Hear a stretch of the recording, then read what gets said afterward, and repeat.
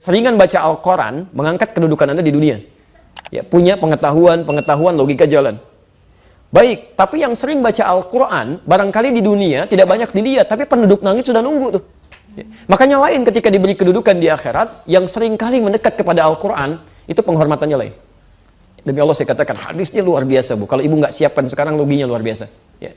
Orang-orang tuh masuk surga, diperebutkan oleh pintu surga.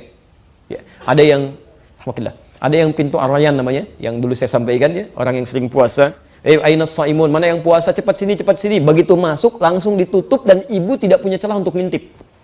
Karena bahasa hadisnya ughliqa itu langsung tutup rapat. Nggak ada orang bisa lihat. Ya. Itu di dalamnya gimana ya? Nggak bisa. Ya. Hati-hati itu. Pelan-pelan. Teman-teman sekalian, ada pintu tahajud. Ada pintu sedekah. Ya. Tapi penghafal Quran tidak. Penghafal Quran tidak. Qurannya langsung yang sampaikan. Sebelum masuk, ya Allah, bedakan dengan semua itu. Ya. At-Tirmidzi nomor hadis 20.015. Ya. 2015, maaf, 2015. Ibu sekalian, lihat bahasanya. Allahumma halli. Ya Allah, mohon hiasi penghafal Quran ini. Bedakan dengan yang bukan penghafal Quran.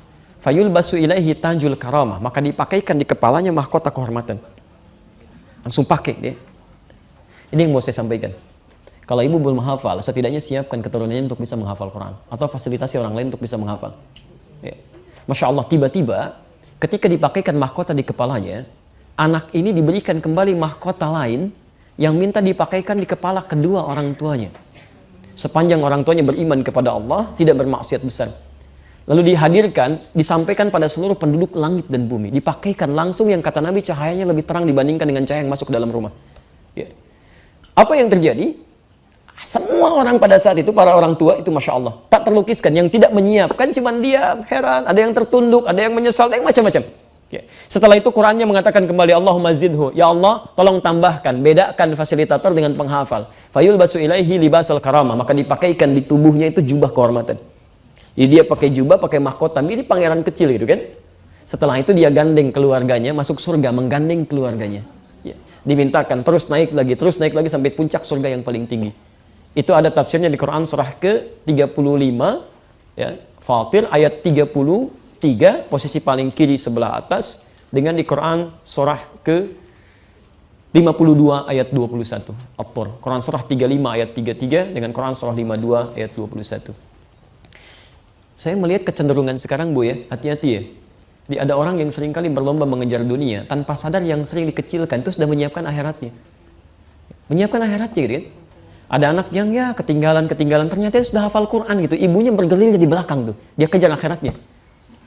Jadi, dan banyak orang menyesal saat itu. Ya, karena saat orang masuk surga itu bergantung salah satunya, tempatnya bergantung salah satunya dengan seringnya bacaan Quran yang dia baca. Ya. Jadi kalau ibu misalnya wafat, dalam keadaan sering baca Quran 5 ayat, itu nanti saat masuk surga, diminta baca Quran yang biasa dibacakan.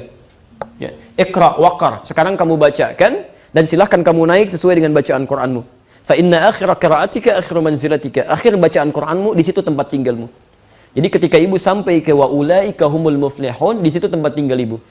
Tiba-tiba yang di sampingnya kemudian naik lagi terus sampai 10 karena dia baca 10 ayat. Maka yang 5 kemudian menyesal, ya Allah, kenapa dulu saya nggak baca sampai 10? Yang 10 pun menyesal karena yang di atasnya ada yang sampai 20. Yang 20 menyesal karena di atasnya ada yang sampai 30. Ya, yang 30 juz terus naik sampai ke puncak paling tinggi. Itulah sebabnya anak-anak Palestina yang usia 4 tahun, 5 tahun, termasuk kami di Libya dulu gitu kan. Itu kalau Anda yang sudah hafal Quran 30 juz, temannya baru setengah Quran, dia akan katakan, ini canda anak 4-5 tahun. Nanti saya di surga dadahin kamu ya masih di bawah katanya. Bisa nggak ibu bayangkan? Tapi yang paling menarik, ada ibu-ibu pejuang yang merasa dia belum bisa menghafal dalam kehidupannya. Tapi dia siapkan anaknya, dia siapkan cucunya, dan itu yang digandeng naik terus sampai ke atas.